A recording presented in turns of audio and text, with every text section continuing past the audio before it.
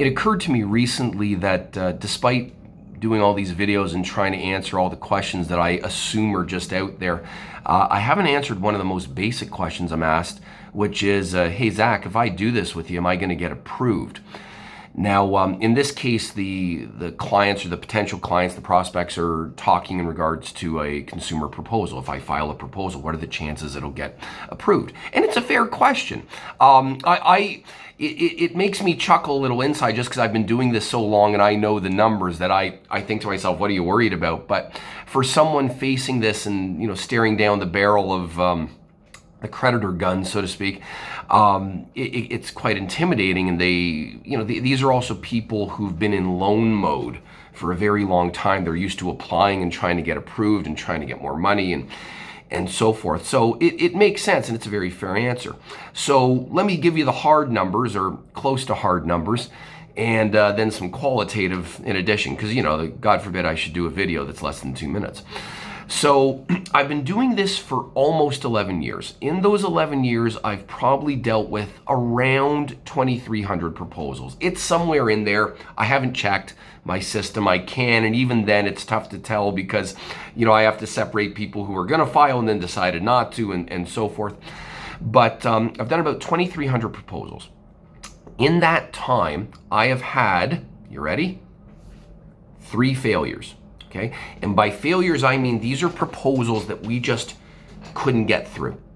I think in a previous video I mentioned 2. We had a third recently. But the first 2 were actually the result of people who I would clearly define as sociopaths and thieves. And I'll give you an example in a sec. But in this case, we knew it was a long shot going in, and I had warned both of them, and sure enough, it didn't work out. The other person who failed, it was actually more on their accord. We were going back and forth with CRA, and they were making some some of them I would characterize as just strong demands. Other demands were kind of unreasonable. And I sat down with the guy and he said, Zach, I'm just sick of fighting. Let's just go bankrupt. I've had it. I don't like what they're asking for. And it actually worked out more in his favor because in this case, clever little twist, actually. I'm not going to get into it now. It'll just take us too far off. But the bankruptcy actually worked out better in his favor in regards to his child support. I'll have to explain that in another video because on the surface, you can't get rid of child support through a bankruptcy, and he didn't get rid of it. But what he was able to do was direct all the funds going into his bankruptcy into his child support. There, you see, I told you I'd deviate. Anyways, in regards to the guys whose proposals didn't go through, well, let me just give you an example of the mindset. So I had a client, his proposal failed because he owed about 65 grand, but about 40 grand of that was owed to a single credit union, which means that credit union's vote rules the day. If they vote yes, the proposal passes regardless what the other guys say. And if he says no, well, we got to deal with them. I had told him going in this was going to be tough because I had helped this guy earlier. Okay, through a proposal. He'd already gone bankrupt once, not with me, and got him a proposal around 2013-ish, and it was a great proposal, and he paid it off. Like, he was quick, he was very good. Then he racked up another 65 grand, and I noticed, a lot of the debt had been used very recently. He had, gotten an RSP loan, shoved the money in his RSP, gotten the tax break, never paid the loan back, took some money out of the RSP, ran up the overdraft. It was just bad. It was bad. There was some other stuff too. Anyways, we filed the proposal. The credit union comes back and says no. And I thought, well, okay, I was expecting that. Well, I said to the trustee, what's the counteroffer? There's no counteroffer. I thought, well, that doesn't sound right. Will they take this? And we send it in. Comes back, no. Well, what's the counteroffer? No counteroffer. This is not good. Eventually, something called a meeting of creditors was arranged, because whenever you have a significant no vote, if the creditor wants that no vote to stick, they have to call a meeting of creditors. Meetings of creditors tend to be non-events. Nobody shows up, and usually the result of the proposal is a foregone conclusion. Occasionally, people will show up by proxy, and occasionally, usually CRA, someone will get on the phone. In this case, we were told the credit union's showing up in person. And I'm like, oh God, this is not going to be good. And sure enough, they looked at my client. They said, we know what you did. You either go bankrupt or you pay us in full. No deals.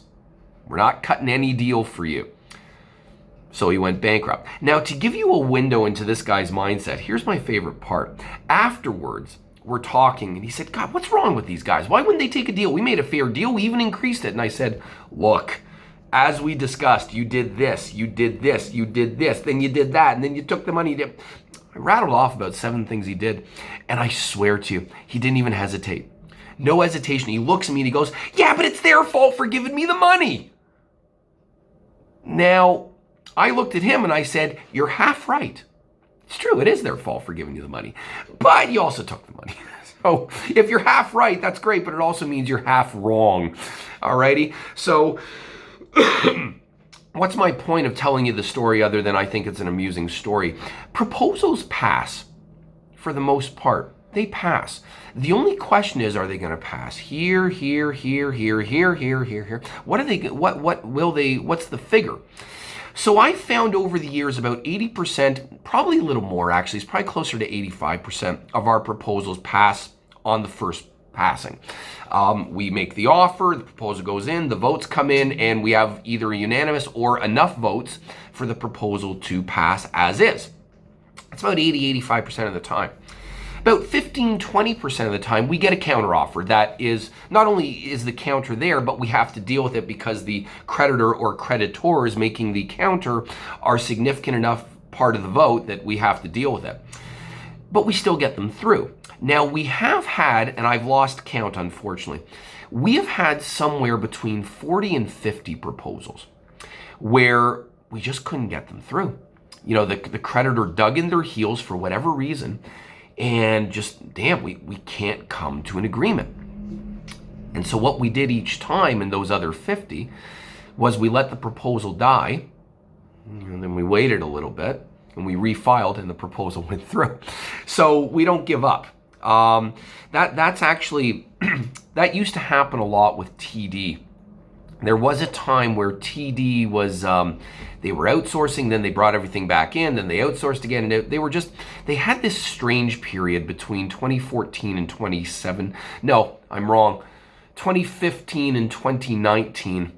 They had these sudden bursts of just like, what are you guys doing? I don't know. They're great now. The guy these days who likes to make things difficult, not always, but sometimes, who, if I say to someone, look, if there's anyone who's going to make things difficult, it's Bank of Montreal. That's as of now, that's as of April 2023. But for the most part, BMO accepts most proposals. They like to counter, but that's just it. They counter. They don't necessarily dig in their heels. But again, this goes to show that just because there's a counteroffer doesn't mean the proposal's rejected. So overall, well, I don't know, what's 3 of 2,300? It's slightly above 1%. I don't know. No, it's less than that, 0.1%, slightly more than 0.1%. In other words, the proposals pass. If I spot a problem, I'll usually tell people right off the bat, like, look, a very, very common problem that comes up, though we still get them through, is someone will come in and they'll say, well, I have a loan with Easy Financial or Fairstone or Money Mart or one of these guys who offers substantial loans or lines of credit at extraordinarily high interest. Easy Financial, you're looking at about 47%. So they'll have the standard Easy Financial loan at about $10,000, and I'll look at them and I'll say, when did you get this loan? And most of the time they'll say, well, 5 months ago, 7 months ago, a year ago, I've been carrying this for 18 months. But every now and then you'll get someone who says, well, I got it last month and I just made my first payment, and I got this loan out of desperation. I wasn't looking, I needed the money, and now I realize, oh my God, by the time I'm finished paying this, I'm going to give these guys $20-something thousand. That's insane. I can't do it. It's too much. And I'll say, well, look, we can do something, but here's the thing. They just gave you $10,000 less than 30 days ago. They're going to want to know where that money went. You're going to need one hell of an explanation. And if it was, I sent all the money overseas to help my family, well, okay, that may be true. but put yourself in their position. They're not going to be too thrilled. So I'll usually warn them, maybe we have to drag this out. Maybe we take our chances, or I'll just say, look, expect a counteroffer. Strange things have happened, and we've still gotten proposals through. This actually happened a couple of years ago. I had a guy who filed a proposal, and about 20 days in, we get a letter from RBC saying, could you please ask the debtor to explain this? And I look at what it is. It's a $13,000 cash advance taken 6 weeks before the proposal was even filed. I had no idea, because the information he had given me was just screenshots on his phone. He had taken the money and sent the money to his brother in Bangladesh. And I had no idea. So when I asked him, of course, I said, what's this? He told me. I thought, oh God, this isn't good.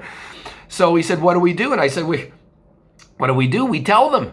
There's no point in lying. You can't lie anyways. Let's tell them and let's see what they say. We had to change the terms of the proposal by $100 a month. So you know what? It was $100 more than he wanted to pay, but he still had a proposal and he was still better off. In that respect, you may say, why would the bank agree to that? Well, as pissed off as the bank may have been with what he did, the bank also has to understand, hey, you loaned him the money. You made it available. You take that risk. So to answer the initial question, what are your chances of being approved in a proposal? Pretty much 99.999999%. Okay, because again, if I spot a problem early on, I'm going to tell you. Okay, and then the decision's up to you, or maybe we can put together a strategy to try to improve your odds. But for the most part, proposals go through, even the low balls, which was pretty much 99% of what I do. Okay, so it's not like you go in and your chances aren't good. You're probably gonna have to go bankrupt. No, we get these through, and we fight if we can't get it through on the first pass. All right. Hope that makes you feel a little bit better.